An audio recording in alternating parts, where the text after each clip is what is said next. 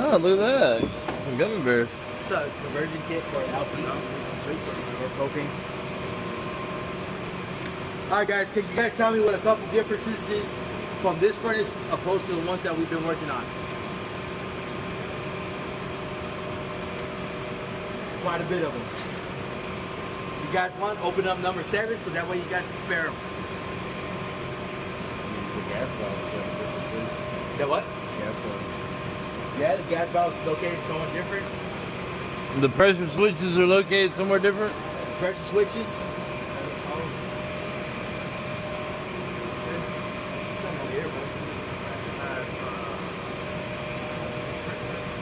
Yeah, 2 pressure switches.